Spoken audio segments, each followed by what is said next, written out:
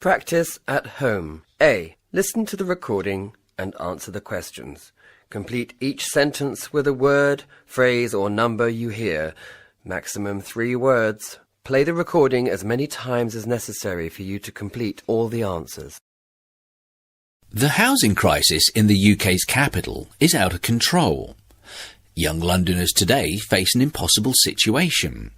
A few days ago, it was reported that out of the thousands of homes for sale in London this week, only 43 of them were affordable for first-time buyers. Indeed, the situation has got so bad that the average age at which people in the capital city buy their first home is soon expected to rise to 52. And even for those who can afford to purchase, this is typically only possible thanks to the help of mummy and daddy.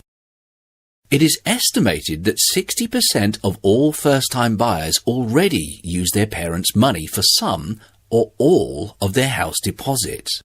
But surely, if Londoners can't buy, they can rent, right? What's so bad about that? If only. Since 2011, rent has risen by 20%. In fact, it is now more expensive to pay rent in many cases than to have a mortgage. And the trouble is, landlords can increase the rent by as much as they want after the first year. There are no rent controls. The demand for rented accommodation keeps increasing because people can't afford to buy their homes. So long as demand goes up, so will prices. Londoners are in an awful situation.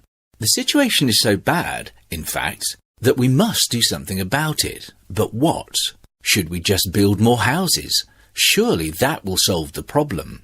Unfortunately, London homes are being bought by wealthy foreign and UK investors. Ordinary Londoners can't compete with them, so if we build more homes, they will just be sold to rich landlords who can make more money by renting them out. How about rent control then? This would certainly help.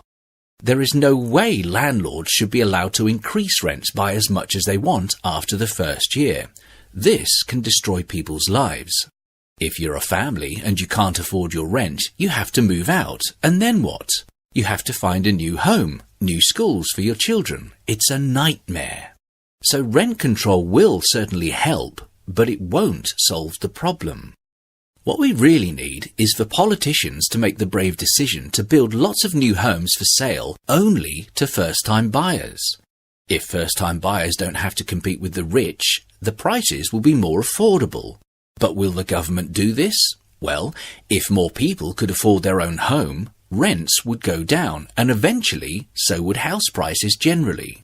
Rich people might stop investing in property, and this could mean less money for London.